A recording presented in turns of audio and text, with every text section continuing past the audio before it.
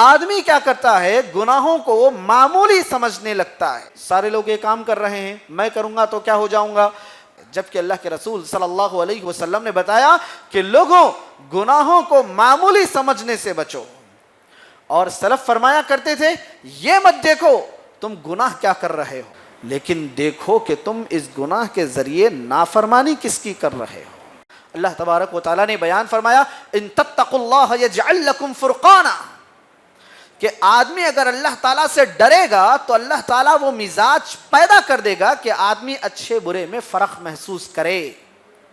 اچھا تو بننا چاہتے ہیں لیکن برے لوگوں کے ساتھ رہتے ہیں.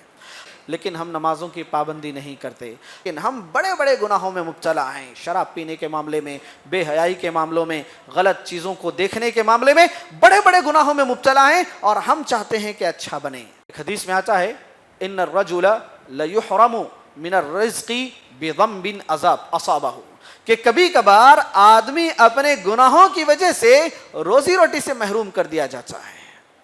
ہم سمجھتے ہیں کہ کام فلاں کی وجہ سے کام رک گیا، یہ نہ ہونے کی وجہ سے، بارش نہ ہونے کی وجہ سے کام رک گیا، بارش ہونے کی وجہ سے کام رک گیا، دھوپ کی وجہ سے کام رک گیا، فلاں کی وجہ سے کام رک گیا.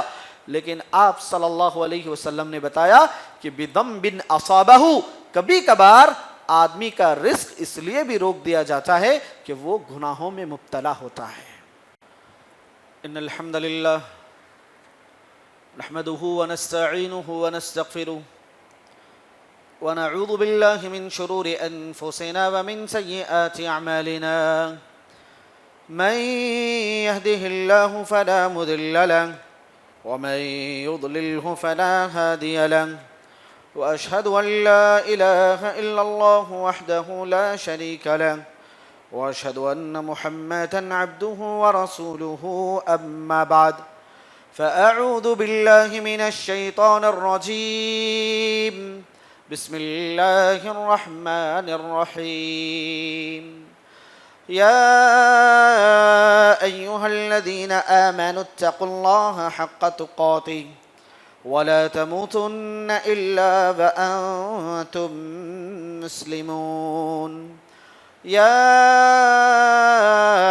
أيها الناس اتقوا ربكم الذي خلقكم من نفس واحدة وخلق منها زوجها وبث منهما رجالا كثيرا ونساء واتقوا الله الذي تساءلون به والأرحام إن الله كان عليكم رقيبا يا أيها الذين آمنوا اتقوا الله وقولوا قولا سديدا يصلح لكم أعمالكم ويغفر لكم ذنوبكم ومن يطع الله ورسوله فقد فاز فوزا عظيما قال النبي صلى الله عليه وسلم إن خير الحديث كتاب الله وخير الهدى هدى محمد صلى الله عليه وسلم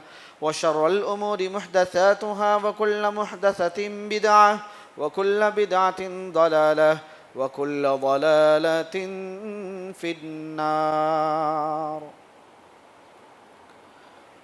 معزز حاضرین کرام، ہر قسم کی تعریف و توصیف، کبریائی، بڑائی، حمد و ثنا، ہماری تمام عبادتیں، ہماری زندگی، ہماری موت، ہمارا جینا مرنا، ہماری ہر قسم کی کوششیں کاوشیں، سب اسی اللہ وحدہ لا شریک کے لیے لائق، اسی کے لیے زیبا، اسی کے لیے وقف و قربان ہیں، جو ساری کائنات کا اکیلا پروردگار ہے، اکیلا مستحق عبادت ہے، اکیلا رازق ہے، اکیلا مالک ہے اور اکیلا معبود ہے. لاکھوں درود و سلام، رحمتیں، برکتیں اور سلامتیں نازل ہوں سارے ہی انبیاء کرام پر، بالخصوص محمد صلی اللہ علیہ وسلم پر، جن کو اللہ تعالیٰ نے سارے جہانوں کے لیے، زمانوں کے لیے رحمت والا نبی بنا کر دنیا میں مبعوث فرمایا تھا. محترم حاضرین، آج کے خطبے میں مختصر طور پر میں اس چیز پر روشنی ڈالنے کی کوشش کروں گا کہ ہم اپنی گنہگار زندگی سے توبہ کیسے کر سکتے ہیں. یعنی ہر آدمی کا ارادہ یہ ہوتا ہے کہ میں اچھا رہوں اور میں اچھا بنوں. ہر انسان سوچتا ہے کہ میں اچھا ہوں. ہر آدمی یہ غور کرتا ہے, فکر کرتا ہے کہ میں اچھا ہوں اور اچھا بنوں. لیکن پھر بھی کیا بات ہے کہ زندگی میں آدمی بعض دفعہ اچھا نہیں ہوتا. غلط آدمی بھی اپنے آپ کو اچھا سمجھنے لگتا ہے. تو ہمیں وہ کون سے عوامل ہیں, وہ کون سے اسباب ہیں, ایسی کون سی چیزیں ہیں جو آدمی کو اچھا ہونے کے باوجود بھی اس کی زندگی میں اس کا ایک ایسا اثر دکھاتی ہیں, اس زندگی کا ایک ایسا پہلو دکھاتی ہیں کہ آدمی خود اپنی زندگی میں اس پہلو کو, ان اثرات کو, ان اسباب کو, ان چیزوں کو پسند نہیں کرتا. ہر آدمی چاہتا ہے کہ میں اچھا رہوں, ہر آدمی چاہتا ہے کہ میں اچھا بنوں, اور آدمی اپنے آپ کو بعض دفعہ اچھا سمجھتا بھی ہے کہ میں ہی اچھا ہوں, اور بعض دفعہ انسان اپنے اس خیال کی بنیاد پر دوسروں کو غلط بھی سمجھتا ہے کہ فلاں غلط ہے, وہ غلط ہے, وہ غلط ہے, میں اچھا ہوں, میں صحیح ہوں, فلاں فلاں چیزیں. تو آئیے ہم دیکھتے ہیں کہ ہماری زندگی کے یہ جو اثرات ہیں, ہماری زندگی کا یہ جو پہلو ہے, یہ پہلو کیوں ہے. انسان کو گمراہ کرنے کے لیے, انسان تو اچھا ہی چاہتا ہے, مگر اچھے انسان کو گمراہ کرنے کے کچھ عوامل ہیں. اچھے انسان کو گمراہ کرنے والی کچھ چیزیں ہیں, کچھ اسباب ہیں. جب انسان ان سے متاثر ہوتا ہے تو انسان کی جو اچھائی کیا ہو جاتی ہے, وہ برائی میں بدل جاتی ہے. اور بعض دفعہ انسان برا کام کر کے بھی اپنے آپ اپنی شان دکھاتا ہے, اور یعنی اس کی زندگی کے سوچنے کا زاویہ اور اس کی فکر بدل جاتی ہے کہ بعض دفعہ انسان گناہ کے کام کر کے بھی اپنے آپ کو یوں سمجھتا ہے اس گناہ کے کام کی وجہ سے میں اچھا ہوں, میں جو گناہ کا کام کر رہا ہوں, میں یہ جو برائی کر رہا ہوں, اس برائی کی بدلے میں دوسروں سے اچھا ہوں. آدمی اتنا زیادہ سوچنے لگتا ہے. تو سب سے پہلی چیز, کون اچھا ہے, کون برا ہے, کون خراب ہے, کون خراب نہیں ہے, اس چیز کو طے کرنے والی چیز کیا ہے. اس چیز کو طے کرنے والی چیز ہے کہ اچھا کون ہے, برا کون ہے. جبکہ غیر مسلم بھی ہیں اور ایک لمبی زندگی گناہوں میں گزارتے ہیں, پوری زندگی گناہوں میں گزارتے ہیں, پھر بھی وہ مسلمانوں سے اپنے آپ کو اچھا سمجھتے ہیں. اور ایک مسلمان بھی اپنے آپ کو انتہائی گناہوں والی زندگی میں گزارتا ہے, شرک و بدعات میں گزارتا ہے, اور اپنے آپ کو توحید والوں سے, سنت والوں سے, دیندار لوگوں سے اپنے آپ کو اچھا سمجھتا ہے. تو ایسے میں کوئی ایک ایسا پیمانہ ہونا چاہیے جو اس بات کو بتائے کہ اچھا کون ہے, خراب کون ہے. تو جب ہم قرآن اور حدیث کی طرف رخ کرتے ہیں جو کہ ہمارا اصل مرجع ہے, تو وہاں پر معلوم ہوتا ہے کہ اللہ تبارک و تعالیٰ نے اچھے لوگوں کی صفات بتائی ہیں, برے لوگوں کی صفات بتائی ہیں, اچھے لوگوں کی عادتیں بتائی ہیں کہ اچھے لوگ کون ہیں, برے لوگوں کی عادتیں بتائی ہیں کہ برے لوگ کون ہیں. اللہ تعالیٰ نے بیان فرمایا والذین یجتنبون کبائر الاسم والفواحش, کہ اچھے لوگوں کی بہت ساری صفات میں سے ایک صفت اللہ تعالیٰ نے یہ بتائی کہ کبیرہ گناہوں کو یہ لوگ چھوڑ دیتے ہیں, بڑے بڑے گناہوں کو چھوڑ دیتے ہیں. بڑے بڑے گناہوں میں سب سے بڑا گناہ شرک ہے, شرک بڑا گناہ ہے. اور اسی طرح بہت سارے, جیسے سود کھانا ہے, گناہ کے کام کرنا ہے, نمازوں کو چھوڑ دینا ہے, زکوٰۃ کو نہ دینا ہے, حج کو ادا نہ کرنا ہے, بلا وجہ رمضان کے روزے چھوڑ دینا ہے, اور رمضان کے بعد ان روزوں کو پورا نہ کرنا ہے. بڑے بڑے گناہ ہیں. تو بتایا گیا کہ گناہوں سے بچنے والا آدمی, بڑے بڑے گناہوں سے بچنے والا آدمی, یہی آدمی اچھا آدمی ہے. یعنی اگر کوئی آدمی گناہ کے کام کر رہا ہے, گناہوں میں ملوث ہے, تو پھر بھی وہ آدمی اچھا آدمی نہیں ہے. عمل صالح جسے کہتے ہیں, عمل صالح ہوگا تو آدمی بھی صالح ہو جائے گا. عمل صالح کی وجہ سے آدمی رجل صالح بنے گا. نیکیاں کرے گا تبھی آدمی نیک بنے گا. نیکیاں کرے بغیر, برائیوں کو انجام دے کے ایک غلط زندگی گزارتا ہوا کوئی بھی آدمی اچھا نہیں بن سکتا. جب تک وہ نیک نہ ہو, نمازی نہ ہو, اللہ رسول کی بات سننے والا نہ ہو اور جب تک وہ اللہ تعالیٰ سے ڈرنے والا نہ ہو وہ آدمی اچھا نہیں بن سکتا۔ اچھا آدمی وہی ہے جس کے دل میں اللہ تعالیٰ کا ڈر ہو۔ نیک آدمی وہی ہے جو نیکیاں عملاً کرتا ہو۔ صرف ارادے کر لینا نیکی کے اور نیکیاں نہ کرنا یہ تو اچھے آدمی کی علامت نہیں ہے۔ ہم دیکھتے ہیں قرآن میں، حدیث میں، جہاں جہاں ایمان والوں کا ذکر کیا گیا ہے بعد میں کہا ان الذین آمنوا وعملوا الصالحات، الذین آمنوا وعملوا الصالحات، ایمان والے بھی اور عمل کرنے والے بھی، دونوں چیزیں بتائی گئی ہیں۔ اور عمل کرنے میں جیسا نیکیاں کرنا عمل میں شامل ہے، گناہوں کو چھوڑ دینا بھی عمل میں شامل ہے۔ گناہوں کو چھوڑنا بھی عمل میں شامل ہے۔ اگر کوئی آدمی صرف نیکیاں کر رہا ہے اور ساتھ میں برائیاں بھی کر رہا ہے تو وہ آدمی عمل صالح کے ساتھ ساتھ گناہوں میں بھی مبتلا ہے۔ خلطوا عملا صالحا وآخر سیئا۔ تو ایسے میں آدمی کو کرنا کیا چاہیے؟ اللہ تعالیٰ نے اسی آیت میں کہا وآخرون اعترفوا بذنوبہم خلطوا عملا صالحا وآخر سیئا، کہ آدمی کو اگر کوئی آدمی نیکیاں کرتے ہوئے بھی برائیوں میں مبتلا ہے، ایسے آدمی کو اپنی برائیوں کا اعتراف، اپنے گناہوں کا اعتراف اللہ کے سامنے کرنا ہے اور اللہ تعالیٰ سے گناہوں کی معافی مانگنا ہے۔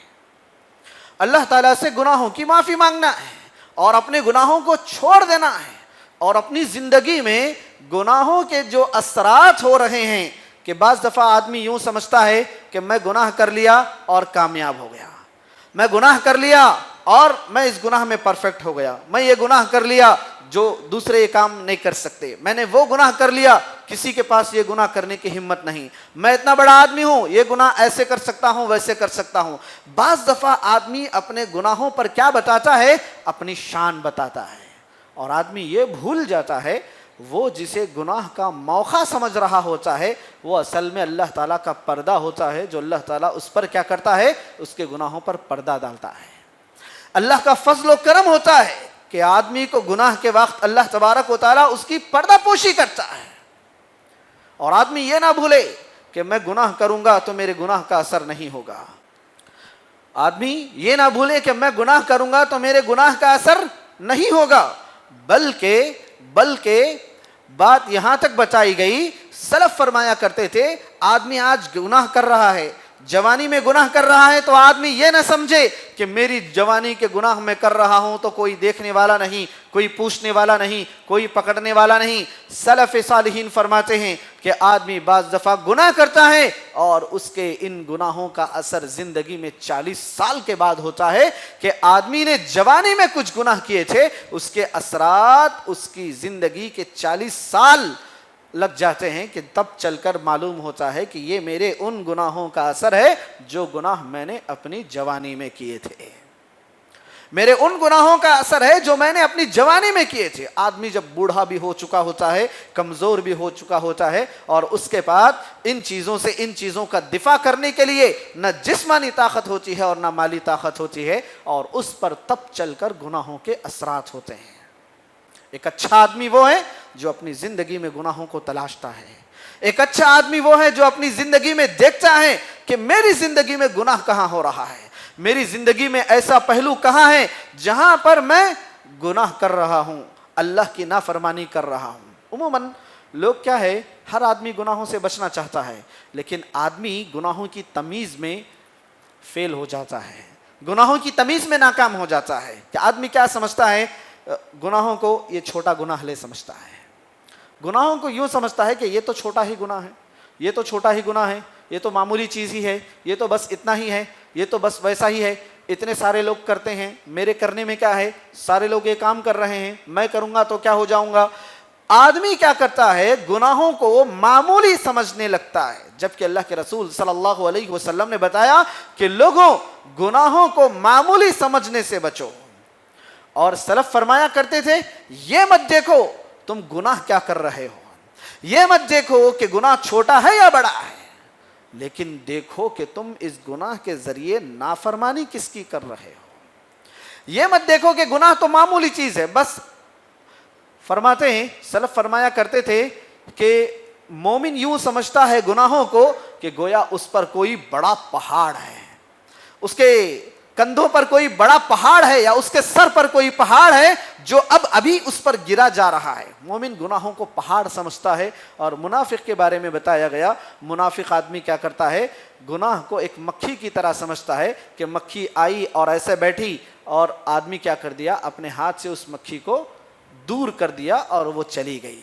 یعنی ایک مومن گناہوں کو بڑا سمجھتا ہے، چھوٹے گناہ کو بھی بڑا سمجھتا ہے۔ ایک عربی شاعر نے کہا، لا تحقرن من المعروف شیئا فإن الجبال من الحصاة، فإن الجبال من الحصى، کہ گناہ کو معمولی مت سمجھو، چھوٹی چھوٹی کنکریاں اگر بہت زیادہ مقدار میں جمع ہو جائیں تو ایک بڑی طاقتور چیز بن جاتی ہیں۔ چھوٹے چھوٹے پتھر اگر 100 پتھر جمع کر لیے جائیں، ایک پتھر تو ہلکا ہے، مگر وہی 100 پتھر جمع ہو جائیں تو بہت وزنی چیز ہو جائے گی، کلو میں آ جائے گی چیز۔ تو اسی لیے آدمی کو دیکھنا چاہیے گناہ چھوٹا ہے یا بڑا ہے، آدمی یہ نہ دیکھے، بلکہ ایک اچھا آدمی کیا کرتا ہے، اپنے گناہوں کے معاملے میں سوچتا یہ ہے کہ ان گناہوں کے ذریعے میں نافرمانی کس کی کر رہا ہوں، ان گناہوں کے ذریعے میں نافرمانی کس کی کر رہا ہوں، ایسی کون سی چیز ہے، ایسا کون سا معاملہ ہے جو ان گناہوں کی وجہ سے میری زندگی پر لاگو ہونے والا ہے۔ ایک اور بات، آدمی گناہ کے بارے میں، گناہ کے اثرات اور انجام کے بارے میں یہ بھی سوچے کہ آپ صلی اللہ علیہ وسلم نے بیان فرمایا کہ کبھی کبھار آدمی کی روزی روٹی رک جاتی ہے، روزی روٹی چھین لی جاتی ہے۔ بعض دفعہ آدمی اچھا بھلا کام کرتا رہتا ہے، کام ٹھپ پڑ جاتا ہے۔ بہت مرتبہ لوگ سنتے ہیں کہ کام ہاتھ کو آیا اور ہاتھ سے نکل گیا۔ لوگ کئی دفعہ شکوہ شکایت کرتے ہیں کہ یہ معاملہ اچھا کاروبار چل رہا تھا، فلاں کی وجہ سے، فلاں کی وجہ سے کاروبار ٹھپ پڑ گیا۔ ایک حدیث میں آتا ہے، ان الرجل لیحرم من الرزق بذنب اصابہ، کہ کبھی کبھار آدمی اپنے گناہوں کی وجہ سے روزی روٹی سے محروم کر دیا جاتا ہے۔ ہم سمجھتے ہیں کہ کام فلاں کی وجہ سے کام رک گیا، یہ نہ ہونے کی وجہ سے، بارش نہ ہونے کی وجہ سے کام رک گیا، بارش ہونے کی وجہ سے کام رک گیا، دھوپ کی وجہ سے کام رک گیا، فلاں کی وجہ سے کام رک گیا۔ لیکن آپ صلی اللہ علیہ وسلم نے بتایا کہ بِذَنْبٍ أَصَابَهُ، کبھی کبھار آدمی کا رزق اس لیے بھی روک دیا جاتا ہے کہ وہ گناہوں میں مبتلا ہوتا ہے، گناہوں میں مبتلا ہوتا ہے۔ آدمی گناہ کرتے رہتا ہے، اللہ تعالیٰ گناہوں کی سزا کے طور پر اس کا کھانا پانی ختم کر دیتا ہے یا پھر کم کر دیتا ہے۔ تو آدمی کو سوچنا چاہیے، ایک اچھے آدمی کو اپنی زندگی کا جائزہ لینا چاہیے کہ میری زندگی میں یہ جو معاملے ہو رہے ہیں، میری زندگی کا یہ جو سارا کا سارا مسئلہ ہے، اس مسئلے کی جڑ میرے گناہ ہیں، مسئلے کی جڑ یہ تو دنیا کے معاملات ہیں۔ اور ایک اور معاملہ یہ بھی ہے کہ کبھی کبھار بعض دفعہ آدمی گناہ کرنے کی وجہ سے، گناہوں میں مبتلا ہونے کی وجہ سے انسان کی زندگی کا چین اور سکون ختم ہو جاتا ہے، چین و سکون غارت ہو جاتا ہے۔ آدمی بہت سارا پیسہ ہے، بہت ساری دولت ہے، لیکن آدمی ہمیشہ پریشان ہے، ایک دوسرے سے شکوہ شکایت کر رہا ہے، آدمی ہمیشہ بے چینی میں مبتلا ہے۔ تو آدمی کو ڈرنا چاہیے، سوچنا چاہیے کہ زندگی کا یہ جو پریشانی کا معاملہ ہے، اتنے سارے دیکھیں گے، آپ دیکھے ہوں گے، آدمی کے بہت سارے گھر ہیں، بہت ساری مرغیاں ہیں، لوگ اس کے ہاتھ کے نیچے کام کرتے ہیں، آدمی پھر بھی بے چینی کا اور بے یقینی کا شکار ہے اور ایک عجیب سی الجھن میں مبتلا ہے۔ یہ گناہوں کا اثر ہے۔ اور تو اور آپ صلی اللہ علیہ وسلم نے ایک اور چیز یہ بھی بیان فرمائی کہ کبھی کبھار بڑے بڑے گناہوں کی وجہ سے آدمی بیماریوں میں مبتلا کیا جاتا ہے، اللہ المستعان، کہ کبھی کبھار گناہوں کی وجہ سے آدمی سوچتا ہے کہ میں اس بیماری میں مبتلا کیسے ہو گیا، میں نے تو وہ نہیں کیا، جا کے اسباب تلاش کرتا ہے، چھوٹی چھوٹی بیماریوں کا سبب کیا ہے، بڑی بیماریوں کا سبب کیا ہے، آدمی سبب تلاش کرتا ہے کہ فلاں کو کینسر ہو گیا، فلاں کو شوگر ہو گیا، فلاں کو ہارٹ ہو گیا، وہ ہو گیا، یہ ہو گیا، آدمی اسباب تلاش کرتا ہے۔ جبکہ آپ صلی اللہ علیہ وسلم نے بیان فرمایا کہ تم میں سے لوگ جب گناہوں میں مبتلا ہوں گے تو ایسی ایسی بیماریوں میں مبتلا کیے جائیں گے جو بیماریاں پہلے والے لوگوں کو نہیں تھیں، پرانے لوگوں کو وہ بیماریاں نہیں تھی، ویسی بیماریوں میں تم مبتلا کیے جاؤ گے۔ یہ کب ہوگا؟ جب تم گناہوں میں مبتلا رہو گے۔ گناہوں میں مبتلا رہو گے. گناہ کرتا جائے گا آدمی تو اللہ تعالیٰ کی جانب سے بڑی بڑی بیماریوں میں مبتلا ہو جاتا ہے, اور بیماری میں مبتلا ہونے کے بعد بسا اوقات آدمی کی پوری کمائی, پوری دولت, پوری جائیداد, حتیٰ کہ بعض دفعہ علاج کے لیے آدمی کو اپنا گھر بار بھی بیچنا ہوتا ہے, گھر بار بھی چلا جاتا ہے, نہ بیماری سدھرتی ہے اور نہ انسان بچتا ہے گناہوں کی وجہ سے. غور کرنا چاہیے آدمی کو. ایک اور بات, گناہ کرنے کی وجہ سے ایک جو سب سے بڑا نقصان ہوگا دنیا میں, وہ نقصان اس لیے یہ بھی ہوگا کہ آدمی کی جب بے چینی میں مبتلا رہے گا, اللہ کی نافرمانی میں مبتلا رہے گا, تو اس کے چہرے کی رونق چھین لی جائے گی, چہرے کی رونق چھین لی جائے گی. سلف صالحین آدمی کا چہرہ دیکھ کر بتا دیتے تھے کہ کون کتنا گنہگار ہے. اللہ کا شکر ہے کہ آج زمانے میں ویسے لوگ نہیں, ورنہ میری اور آپ کی کیا حیثیت ہوتی کہ سلف کیا کرتے, ہمارا چہرہ دیکھ کر بتا دیتے کہ یہ آدمی گنہگار آدمی ہے, چہرہ دیکھ کر بتا دیتے کہ یہ آدمی نماز نہیں پڑھتا ہے, چہرہ دیکھ کر بتا دیتے کہ یہ آدمی آج اس نے نماز نہیں پڑھی ہے, یہ آدمی فلاں گناہ میں مبتلا ہے, فلاں گناہ میں مبتلا ہے, یہ آدمی حلال نہیں کھاتا ہے, یہ آدمی حرام کھاتا ہے. سلف صالحین چہرہ دیکھ کر بتا دیا کرتے تھے. تو اللہ تعالیٰ نے گناہوں میں ایسی تاثیر رکھی ہے, گناہوں میں ایسا منفی پہلو اللہ تبارک و تعالیٰ نے رکھا ہے کہ گناہوں کی وجہ سے انسان کی زندگی کا ظاہری طور پر بھی باطنی طور پر بھی چین و سکون غارت ہو جاتا ہے. اس کے لیے مجھے اور آپ کو کرنا کیا ہے؟ مجھے اور آپ کو کرنا کیا ہے؟ سب سے پہلی چیز, اپنی زندگی میں گناہ کو ہم پہچانیں, میں کون سے گناہ میں مبتلا ہوں. اپنی زندگی میں دیکھیں کہ میں کون سے غلط کام میں مبتلا ہوں. یہ نہ دیکھیں لوگ کر رہے ہیں نہیں کر رہے ہیں, یہ دیکھیں کہ مجھ سے کہاں کہاں غلطی ہو رہی ہے. میں اللہ کے حق کے معاملے میں, بندوں کے حق کے معاملے میں میں کتنی کوتاہی کر رہا ہوں. مجھ سے 5 نمازیں پڑھی جا رہی ہیں کیا؟ میں نمازیں پڑھ رہا ہوں کیا؟ میں حلال کھاتا ہوں کیا؟ میں حرام تو نہیں کھا رہا ہوں؟ کہیں میں بیاج میں, سود میں نہیں پڑا ہوا ہوں؟ یا پھر میں کسی پر, بیوی پر, بچوں پر, ماں باپ پر, بہن بھائیوں پر, اپنے اطراف میں رہنے والوں پر, یا پھر ہاتھ کے نیچے کام کرنے والے لوگوں پر کہیں میں ظلم تو نہیں کر رہا ہوں؟ آدمی بیٹھ کر اپنا جائزہ لے, کیونکہ اپنے آپ کو میں بہتر جانتا ہوں, آپ کو آپ بہتر جانتے ہیں, اپنے آپ کو آپ بہتر جانتے ہیں, کہ آدمی بیٹھ کر غور کرے مجھ سے غلطی کہاں ہو رہی ہے اور گناہ کہاں ہو رہے ہیں. گناہوں کی پہچان اللہ تبارک و تعالیٰ نے بیان فرمایا, ان تتقوا اللہ یجعل لکم فرقانا, کہ آدمی اگر اللہ تعالیٰ سے ڈرے گا تو اللہ تعالیٰ وہ مزاج پیدا کر دے گا کہ آدمی اچھے برے میں فرق محسوس کرے. اچھا تو بننا چاہتے ہیں لیکن برے لوگوں کے ساتھ رہتے ہیں, اچھا تو بننا چاہتے ہیں, ہم اچھے تو دکھنا چاہتے ہیں لیکن ہم نمازوں کی پابندی نہیں کرتے, ہم اچھا تو بننا چاہتے ہیں لیکن ہم بڑے بڑے گناہوں میں مبتلا ہیں, شراب پینے کے معاملے میں, بے حیائی کے معاملوں میں, غلط چیزوں کو دیکھنے کے معاملے میں بڑے بڑے گناہوں میں مبتلا ہیں, اور ہم چاہتے ہیں کہ اچھا بنے. نہیں ہو سکتا. کسی بھی برتن میں اگر پاکیزہ دودھ ڈالنا ہو, پہلے اس برتن کو کیا کیا جائے گا؟ پاکیزہ دھویا جائے گا. اگر آپ کل کے پرانے برتن میں آج نیا کھانا, نیا سالن ڈالیں گے تو بھی وہ کیا ہو جائے گا؟ خراب ہو جائے گا. ہم کسی برتن میں کوئی اچھی چیز ڈالتے ہیں, اسے پہلے پانی سے صاف کرتے ہیں, کپڑے سے صاف کرتے ہیں. تو آدمی کو بھی اپنی زندگی میں پہلے دیکھنا چاہیے, تزکیہ کرنا چاہیے اپنا, کہ میں پہلے گناہوں سے اپنے آپ کو الگ کروں, میں گناہوں سے اپنے آپ کو بچاؤں, اور اس کیفیت کے ساتھ نیکیاں کرنی چاہیے. ایسا نہیں آدمی یہ نہ سوچے جب میرے گناہ پورے ختم ہو جائیں گے تب میں نیکی کروں گا. نہیں, آدمی کو نیکی بھی کرتے رہنا چاہیے اور آدمی کو اپنی زندگی سے گناہوں کو بچانا چاہیے. نماز کی پابندی بہت ضروری ہے. نماز کے بارے میں اللہ تبارک و تعالیٰ نے بالخصوص کہا, ان الصلاۃ تنہی عن الفحشاء والمنکر, کہ نماز گناہوں سے روکتی ہے اور بے حیائی کے کام سے روکتی ہے, برے کاموں سے نماز روکتی ہے. نمازی آدمی کو یہ خیال آتا ہے اس گناہ کرنے کے بعد مجھے پھر جا کے اللہ کے سامنے نماز میں کھڑا ہونا پڑے گا. آدمی جب نماز کو آتا ہے, آپ دیکھیں گے کہ نماز کی پوری کیفیت ہی یہی ہے کہ نماز گناہوں سے بچاتی ہے, گناہوں سے دور کرتی ہے. آدمی وضو کر رہا ہے تو کہا گیا کہ وضو کا جب جب ایک ایک حصہ دھوتا ہے, وضو کا ہاتھ دھوتا ہے, پیر دھوتا ہے, سر دھوتا ہے, تو اللہ تعالیٰ اس کے اس حصے کے گناہوں کو معاف کر دیتے ہیں.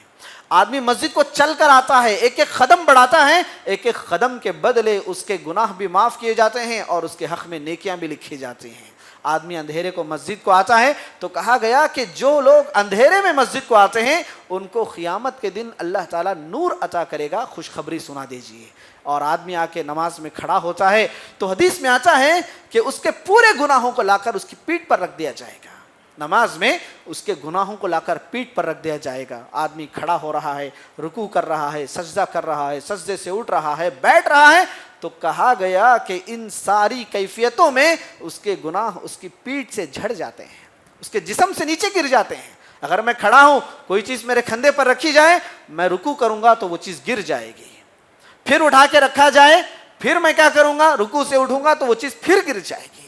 تو کہا کہ گناہوں کی بھی کیفیت ایسی ہی ہے، آدمی جب نماز کی پابندی کرتا ہے تو اس کے گناہ ایک ایک کر کے ختم کر دیے جاتے ہیں۔ ایک مشہور حدیث ہے، آپ حضرات نے سنا ہوگا کہ آپ صلی اللہ علیہ وسلم نے بیان فرمایا، اگر کسی کے گھر کے باہر پانی کی نہر ہو، اگر کسی کے گھر کے باہر پانی کی نہر ہو یا پھر کسی کے اپنے گھر میں سوئمنگ پول ہو اور دن میں 5 مرتبہ وہ نہاتا ہو، کیا جسم پر کوئی میل کچل رہے گا؟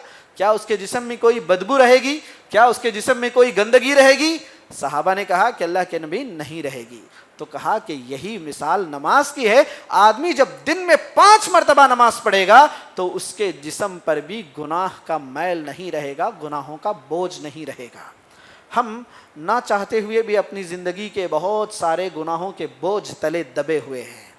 ہمیں غور کرنا چاہیے کہ میری اپنی زندگی، اللہ نہ کرے آج انتقال ہو گیا، شام تک لوگ دفن کر دیں گے، پھر اس کے بعد انسان رہے گا اور اس کے گناہ رہیں گے، کہ اپنے گناہوں کا جواب دینا ہوگا، اپنے گناہوں کا حساب دینا ہوگا۔ ہر آدمی کو غور کرے، اللہ تعالیٰ کے سامنے نعمتوں کا حساب دینا ہی مشکل ہے، گناہوں کا حساب اور کہاں سے لائیں گے؟ اللہ نے جو نعمتیں دی ہیں ان نعمتوں کا حساب دینا ہی مشکل ہے، پھر اپنے گناہوں کا اللہ تعالیٰ کو جواب کہاں دیں گے؟ گناہوں کے بارے میں اللہ تبارک و تعالیٰ کے سامنے ہم منہ کیا کھول سکیں گے؟ آدمی کو غور کرنا چاہیے۔ کہا کہ ما لهذا الكتاب لا يغادر صغيرة ولا كبيرة الا احصاها، کہ آدمی قیامت کے دن جب کتاب کو دیکھے گا کہ فرشتے اس کی کتاب کو لکھ رہے ہیں، اس کے گناہوں کو لکھ رہے ہیں، اس کی نیکیوں کو لکھ رہے ہیں، تو نہ اس میں کوئی چھوٹی چیز چھوڑی جائے گی اور نہ کوئی بڑی چیز چھوڑی گئی ہوگی۔ تو اپنی زندگی کا جائزہ لینے کی ضرورت ہے۔ آدمی وہی اچھا ہے جو دین پر عمل کرتا ہے۔ میں اور آپ اگر دین پر عمل نہیں کرتے ہیں تو ہم اچھے نہیں ہیں، کیونکہ بہت سارے لوگ گناہ کرنے کے بعد بھی اپنی شان سمجھتے ہیں، بلکہ بعض لوگ گناہوں کو اپنی شان سمجھتے ہیں کہ میں نے یہ کیا، میں نے وہ کیا، میں یہ کر سکتا ہوں، میں وہ کر سکتا ہوں۔ سب سے طاقتور آدمی وہ ہے جو اپنے گناہوں کو چھوڑ دیتا ہے۔ شاعر نے کہا کہ گیا شیطان مارا ایک سجدے کے نہ کرنے سے، اگر لاکھوں برس سجدے میں سر مارا تو کیا مارا؟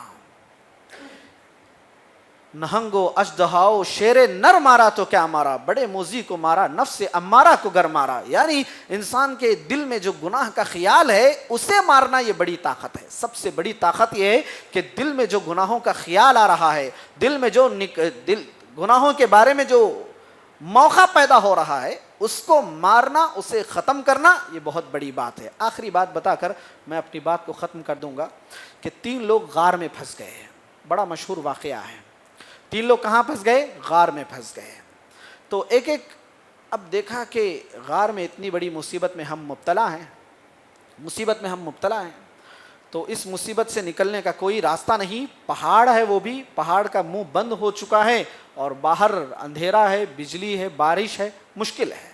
تو تینوں نے سوچا کہ ہم اپنی کسی ایک نیکی کا حوالہ رکھ کر اللہ تعالیٰ سے کیا کریں گے؟ دعا مانگیں گے، جو کام ہم نے اپنی زندگی میں نیکی کے طور پر کیا ہو۔ ایک آدمی نے دعا مانگی، اے اللہ میرے ماں باپ سو رہے تھے، میں شام کو جب بکریاں چرا کر واپس آیا تو میرے ماں باپ سو رہے تھے اور میں ایسے ہی دودھ کا گلاس لے کر کھڑا رہا، اپنے ماں باپ کو نیند سے اٹھانا میں مناسب نہیں سمجھا، اور میں جب تک ماں باپ کو نہیں کھلاتا پلاتا اس وقت تک اپنے بچوں کو بھی نہیں کھلاتا۔ تو میں نے کیا کیا؟ ماں باپ کے نیند سے بیدار ہونے کا انتظار کیا، اگرچہ کہ میرے بچے کیا ہو گئے؟ بھوکے سو گئے۔ تو یہ نیکی، ماں باپ کو تکلیف نہ دینے کی نیکی، میں نے تیرے خوشی کے لیے کی ہے، میری نیکی کو قبول فرما، اور یہ جو مصیبت ہے پہاڑ کی، غار کا دروازہ جو بند ہو گیا ہے منہ جو بند ہو گیا ہے اسے کھول دے۔ تو لوگ آنکھوں سے دیکھتے ہیں، ان لوگوں نے دیکھا کہ غار کا دروازہ تھوڑا کھل گیا۔ ایک اور آدمی نے کہا کہ اے اللہ، میرے پاس ایک مزدور آدمی کام کرتا تھا اور وہ اپنی مزدوری لیے بغیر چلا گیا، میں نے اس کی مزدوری کو اپنے بزنس میں لگایا، اور جب وہ آدمی واپس آیا تو میں نے مزدوری واپس نہیں دی، بلکہ بزنس سے جو سارا فائدہ ہو رہا تھا میں نے اسے بتا دیا یہ جو سارا فائدہ ہے یہ تیری مزدوری سے کمایا ہوا ہے، یہ تیری مزدوری اتنی زیادہ ہے، اللہ میں نے یہ کام تجھے خوش کرنے کے لیے کیا۔ میں چاہتا تھا تو اس آدمی کا جو 10,000 20,000 جو مزدوری کا معاملہ ہے وہ میں اسے دے سکتا تھا، لیکن میں نے اس کی مزدوری سے بزنس لگایا اور جو بزنس سے فائدہ رہا وہ سارا کا سارا میں نے اسے دے دیا۔ لمبی تفصیل ہے۔ تو غار کا دروازہ اور کھل گیا۔ آخر میں ایک آدمی نے کہا اللہ، میرے پاس ایک عورت کے ساتھ غلط کام کرنے کا موقع تھا، سارا دیکھنے والا کوئی نہیں تھا، دیکھنے والا کوئی نہیں تھا، مگر اس عورت نے کہا کہ اللہ تعالیٰ سے ڈر، تو اللہ میں تجھ سے ڈر گیا اور میں نے وہ برا کام نہیں کیا۔ تو وہ مصیبت بھی کیا ہو گئی، غار کا دروازہ کھل گیا اور یہ تینوں لوگ باہر آ گئے۔ یعنی جس طرح نیکی کرنے سے اللہ تعالیٰ خوش ہوتا ہے، ہمیں معلوم ہونا چاہیے کہ گناہوں کو چھوڑنے سے بھی اللہ تعالیٰ خوش ہوتا ہے۔ زندگی کی مصیبتیں پریشانیاں جس طرح نیکیاں کرنے سے ختم ہوتی ہیں، گناہوں کو چھوڑنے سے بھی کیا ہو سکتا ہے، ہماری پریشانیاں، ہماری تکلیفیں، ہماری مصیبتیں کیا ہو سکتی ہیں، ختم ہو سکتی ہیں۔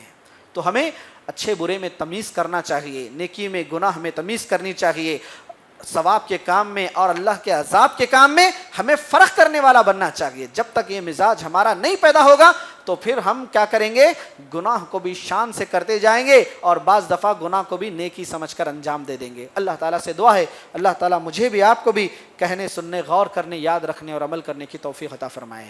آمین وآخر دعوانا ان الحمد للہ رب العالمین۔ اقول قولی هذا استغفر اللہ لی ولکم ولسائر المؤمنین اجمعین۔ بارک اللہ لی ولکم فی القرآن العظیم ونفعنی وإیاکم بالآیات والذکر الحکیم۔ انہ تعالی جواد کریم ملک بر رؤوف رحیم ورب حلیم۔